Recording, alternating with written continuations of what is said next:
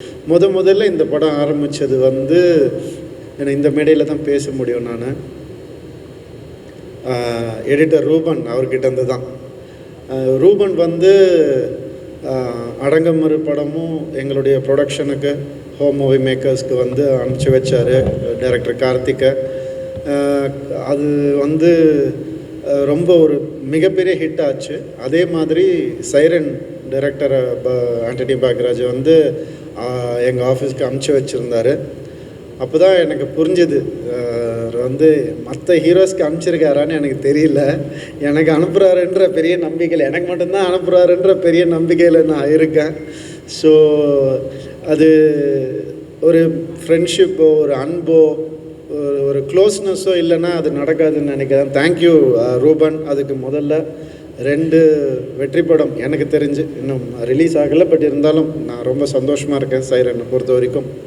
And Ruban வந்து எப்போவுமே ஒரு ஃபேமிலியாக கூட இருந்து சில நல்லது கெட்டது பேசிப்பார். அண்ட் எனக்கு மட்டும் இல்லை, அவர் வந்து டைரக்டருக்கும் ரொம்ப க்ளோஸ். அதனால எது அவருக்கு சொல்லணும், எது சொல்லக்கூடாது, எது பேப்பர்லேயே கட் பண்ணணும் அப்படின்ற வரைக்குமே அவர் வந்து அவர் கைட் பண்ணியிருக்காரு. ஸோ அந்த ஒரு சப்போர்ட் இருக்கிறதுனால அவர் ஆரம்பித்து வச்சார் சைரனை. அதுக்கப்புறம் வந்து இது வந்து ஒரு ப்ரொடியூசர்கிட்ட நாங்கள் எடுத்துகிட்டு போகணும்னு நினைக்கும் போது அம்மான்னு தான் சொல்லணும் அவங்கள. அவங்க பொண்ணுக்கும் எனக்கு 2.5 வயசு தான் வித்தியாசம். ஸோ எனக்கும் அம்மா மாதிரி தான் அவங்க, சுஜாதா அம்மா. அவங்க வந்து இந்த படத்தை வந்து விடவே இல்லை. கதையை கேட்டுட்டு நான் கூட கேட்டு பார்த்தேன் அவங்கக்கிட்ட. இன்னொரு ப்ரொடியூசர் கேட்குறாங்க, இந்த கதை கொஞ்சம் நான் வேணால் எடுத்துகிட்டு போட்டோமான்னு. ஆக்சுவலாக சொத்து கேட்டால் கூட கொடுத்துருவாங்க அவங்க. கதையை கொடுக்கவே இல்லை கடைசி வரைக்கும் அவங்க. ஏன் அப்படி சொல்கிறேன்னா, ஏன்னா இந்த கதை வந்து ஒரு டீமாக அவங்க எல்லோரு கூடயும் பழகிட்டாங்க. அது ஒரு படமாக அவங்க பார்த்துட்டாங்க. ஸோ இது வந்து கண்டிப்பாக நம்ம தான் பண்ணணும் அப்படின்ற ஒரு பெரிய நம்பிக்கையில் இருந்தாங்க. முதல் நம்பிக்கை வந்து ஒரு படம் வந்து ப்ரொடியூசருக்கு தான் வரணும்.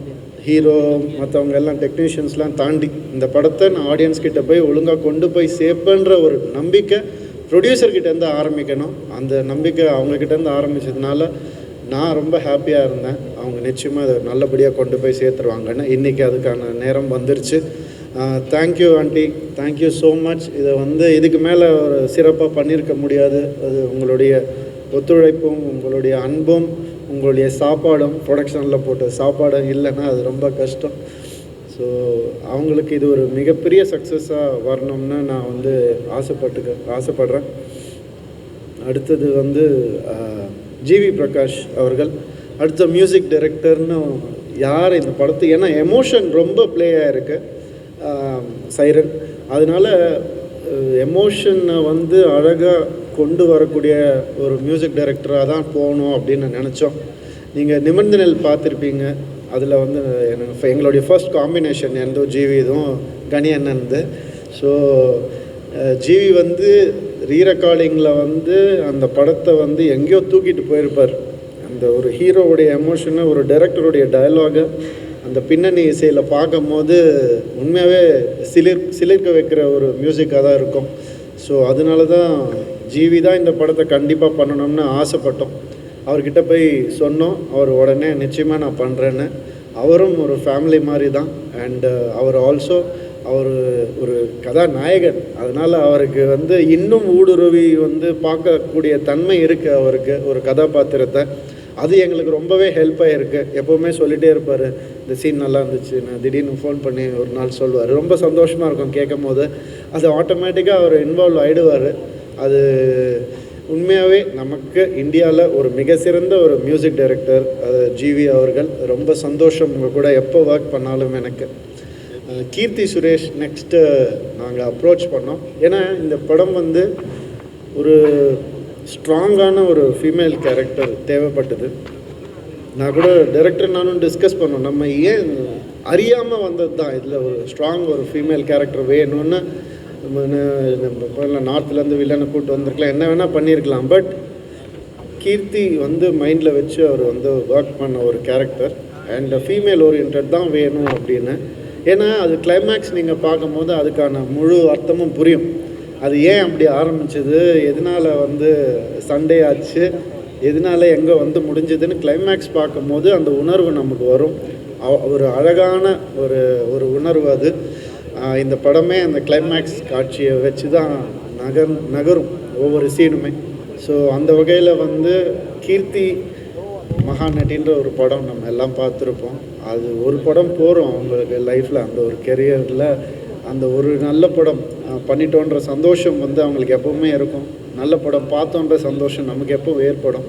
ஸோ கீர்த்தி வந்து இந்த கேரக்டரை வந்து நீங்கள் நம்பவே மாட்டீங்க. அவங்க வந்து ஒரு ஸ்கூல் புதுசாக சேர்ந்த ஒரு ஸ்டூடெண்ட் மாதிரி, ஆக்டிங் புதுசாக கற்றுக்கிற ஒரு ஸ்டூடெண்ட் மாதிரி டைரக்டர்கிட்ட வந்து இது கரெக்டாக, நான் இப்படி நிற்கலாமா, இந்த கேப் வந்து இப்படி இங்கே வைக்கலாமா, இந்த போஸ்டர் கரெக்டாக இருக்கான்னு ஒவ்வொன்றா கேட்டு கேட்டு கேட்டு அவங்க பண்ணிகிட்டு இருக்கும்போது அதனால தான் அவங்க இவ்வளோ பெரிய ஒரு ஆக்டர்ஸ் ஆகிருக்காங்க.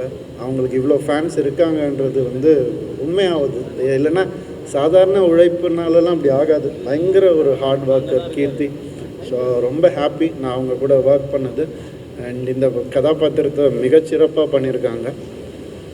அதுக்கப்புறம் கனியண்ணன் இன்னொரு ஸ்ட்ராங் கேரக்டர் ஒரு தேவைப்பட்டது எங்களுக்கு. அந்த கேரக்டர் வந்து நாங்கள் யோசிக்கும் போதே இந்த மாதிரி பண்ணாதவங்க, இந்த மாதிரி பேசாதவங்க தான் எங்களுக்கு வேணும் அப்படின்னு. ஏன்னா அவர் நிறைய சமுதாய கருத்தை வந்து அவருடைய வார்த்தைகளால் நமக்கு எப்போவுமே சொல்லிக்கிட்டே இருப்பார். படங்கள்லேயும் சரி, நேரில் பார்க்கும் போதும் சரி. ஆனால் அவர் வந்து நெகட்டிவாக இருந்தால் எப்படி இருக்கும் அப்படின்னு அவரே சொல்லுவார். டேய், இதெல்லாம் பேசக்கூடாதுன்னு சொல்கிறவனை வந்து பேச வைக்கிறியப்பா அப்படின்னு கேட்டார். ஆனால் இது அப்படி பண்ணுங்கண்ணே நல்லாயிருக்கும் அப்படின்னு சொன்னேன் நான். ஸோ அவர் சரிப்பா, நம்ம ஒன்றா ஒர்க் பண்ணதில்லை, நீயும் நானும் ஒன்றா ஆக்ட் பண்ணதில்லை, நான் ஒன்று டைரக்ட் பண்ணியிருக்கேன், அது வேறு, அதனால நான் பண்ணுறேன், ஓகே ரவி சொல்கிறேன், நான் ஓகே நான் கேட்குறேன் அப்படின்னு ஒரு எந்த விதமான ஒரு இன்ஹிபிஷனும் இல்லாமல் எங்கள் டீம் கூட வந்து ஒரு ஐக்கியமாகி அப்படியே ஆரம்பித்தது தான்.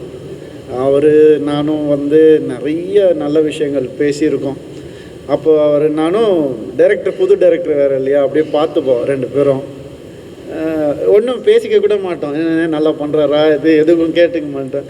அவர் இப்படி தலையாட்டுவார், நான் இப்படி தலையாட்டுவேன், நல்லபடியாக போயிட்டுருக்கு அப்படின்றதுக்கான ஒரு சிம்பிள். அது நல்லா போயிட்டுருக்கு, நல்லா பண்ணுறாரு அப்படின்றதுக்கான ஒரு சிம்பிள். ஏன்னா அவர் எவ்வளோ பெரிய டைரக்டர் நமக்கு தெரியும். ஸோ அவர் வந்த ஸ்கூல் அதை விட பெரிய ஒரு ஸ்கூல். ஸோ அவருடைய நாலேஜ், டைரக்ஷனுடைய நாலேஜ் என்னன்னு நம்ம எல்லாருக்குமே தெரியும். ஸோ அவர் இருக்கிறது எங்களுக்கு ஒரு மிகப்பெரிய சப்போர்ட் இந்த படத்தில்.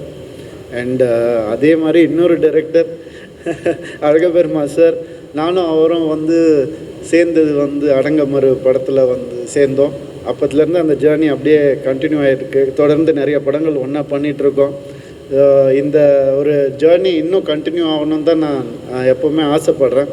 ஏன்னா அவருடைய படம் வந்து ரொம்ப ரசித்து பார்த்தேன் நான். எப்போவுமே அது எனக்கு ரொம்ப பிடிக்கும். இந்த பாடல்கள் எப்போவுமே அவர்கிட்ட சொல்லிகிட்டே இருப்பேன், சார் இந்த மாதிரி இன்னொன்று பண்ணணும் சார் நீங்கள் அப்படின்னு எப்போவுமே கேட்டுகிட்டே இருப்பேன். அவர் வந்து இன்றைக்கி பயங்கரமான ஒரு பிஸி நடிகராக இருக்கிறது எனக்கு மனசுக்கு ரொம்ப ரொம்ப சந்தோஷமாக இருக்குது. சார் இன்னும் நிறைய கேரக்டர்ஸ் நீங்கள் பண்ணணும் சார், உங்கள் கூட நானும் சேர்ந்து ஒர்க் பண்ணணும். So very happy to be working with you again and again sir. And Selva cameraman, அவர் வந்து தான் சொல்லுவாங்க, கனியண்ணா சொன்ன மாதிரி ரெண்டு பேரும் அந்த ட்வின்ஸ் மாதிரி தான். டைரக்டரும் கேமராமேன் செல்வாவும் எங்கள் ப்ரோ அப்படின்வாங்க. அந்த மாதிரி எப்போ பார்த்தாலும் ஒரு இந்த மாதிரி ஒரு சிங்கை பார்க்கவே முடியாது. ஸோ நான் அப்போ நினச்சிக்கிட்டேன், நம்ம எதுவும் போய் டிஸ்டர்பே பண்ணக்கூடாது இந்த சிங்கை அப்படின்னு நான் நினச்சிக்கிட்டேன். ஸோ அந்தளவுக்கு வந்து அவங்க ரெண்டு பேரும் இன் சிங்கில் வந்து ஒர்க் பண்ணியிருக்காங்க சைரன் படத்துக்கு. அண்ட் அவங்களுடைய உழைப்பு வந்து கண்டிப்பாக மக்கள் வந்து அப்ரிஷியேட் பண்ணுவாங்கன்ற ஒரு பெரிய நம்பிக்கை எனக்கு இருக்குது. ஏன்னா இதுதான் எதிர்பார்க்குறாங்க மக்கள். ஒரு டைரக்டருக்கும் ஒரு டெக்னீஷியனுக்கும் இருக்கிற ஒரு காம்பினேஷன் தான் எதிர்பார்க்குறாங்க. செல்வாவுடைய மாநகரமும் விரும்பணும், அவ்வளோ நல்ல படங்கள், அவ்வளோ நல்ல ஃபோட்டோகிராஃபி, அவருடைய ஒர்க் நம்ம எல்லோரும் பார்த்துருப்போம்.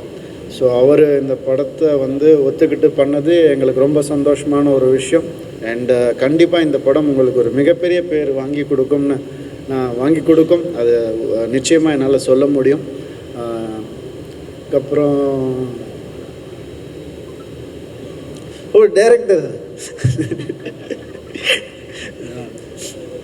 டைரக்டர் ஆண்டனி பாக்யராஜ், எல்லோரும் நல்லா நீங்கள் மீடியாலேருந்து எல்லாருமே வந்திருக்கீங்க. உங்கள் எல்லாருக்குமே நான் கண்டிப்பாக ஒரு விஷயத்தை நான் வந்து சொல்ல முடியும். இன்னும் நிறைய மேடைகளில், இன்னும் சிறந்த மேடைகளில் அவரை நீங்கள் அடிக்கடி பார்ப்பீங்க. அது மட்டும் என்னால் கண்டிப்பாக சொல்ல முடியும். அந்த மாதிரி ஒரு ஆள் அவர். இப்போவே வந்து பிடிச்சி வச்சுக்கணும்னு நினைக்கிறேன். ரிலீஸ்க்கு அப்புறம் வந்து இன்னும் அவரை நிறைய நல்ல படங்கள் பண்ணணும் தான் நான் ஆசைப்பட்றேன். அவர் சொன்ன மாதிரி நான் புது டைரக்டர் கூட பண்ணுறேன், புது டைரக்டர் இன்ட்ரடியூஸ் பண்ணுறேன், அது ஹிட் ஆகுது, அவங்களுக்கு நல்ல பேர் வருது. அதெல்லாம் தாண்டி நான் வந்து ஒரு கருவியாக தான் இருக்கேன். நான் வந்து ஒரு கார் மாதிரி தான். அவங்க தான் அதை வந்துட்டு ட்ரைவ் பண்ணுறது, அது வந்து அவங்க எடுத்து செல்வது அவங்க தான், என்னை வந்து கூட்டி செல்வது அவங்க தான். ஸோ அவ்வளோதான் நான் வந்து ஹெல்ப் பண்ணுறேனே தவிர அவங்களுடைய பர்டிகுலர்லி ஆண்டனி அவருடைய உழைப்பு, திறமை, நம்பிக்கை, அவருடைய டேலண்ட் இல்லாமல் இந்த சக்ஸஸ் கிடையவே கிடையாது. அவருடைய முழு உழைப்பால் இன்றைக்கி வந்திருக்காரு. அவர் சொந்த காலில் நின்று வந்திருக்காரு. அதுக்கு ஒரு பெரிய சல்யூட். நிச்சயமாக இன்னும் நல்ல படங்கள், இன்னும் நிறைய பெரிய படங்கள், நல்ல ஹீரோஸ் கூட, நல்ல டீம் கூட நீங்கள் ஒர்க் பண்ணணும்னு நான் ஆசைப்பட்றேன். அது கண்டிப்பாக நடக்கும். அதுக்கு அவங்க எல்லாருமே சப்போர்ட்டாக இருப்பாங்க. எங்கள் ஆர்ட் டைரக்டர் கதிர் அவர்கள், அவர் வந்து ரொம்ப ஃபேமிலி மாதிரி தான். அவர் இந்த படம் வந்து வெறும் ஒரே எண்ணம் தான், இந்த படம் நல்லா வரணும் அப்படின்னு நினச்சி தான் நாங்கள் எல்லாருமே ஒர்க் பண்ணோம். இப்போ என்னை பற்றி எல்லோரும் சொல்லிட்டாங்க. இருந்தாலும் நான் என்னை பற்றி கொஞ்சம் சொல்லிக்கிறேன். இந்த படத்தில் ஏன்னா கொஞ்சம் நான் கஷ்டப்பட்டு நடிச்சிருக்கேன். 2 கெட்டப்லாம் போட்டு பண்ணியிருக்கேன். முதல் தடவை கிரே ஹேர் அதெல்லாம் பார்த்துருக்கீங்க நீங்கள். ட்ரெய்லர் நீங்கள் எல்லோரும் விரும்புனீங்கன்னு நம்புகிறேன் நான். ஸோ இந்த படத்தில் வந்து எனக்கு ஒரு 2 டைம் லைனுக்கான ஒரு டிஃப்ரென்ஸை காமிச்சு ஆக வேண்டிய ஒரு கட்டாயம் கதையில்.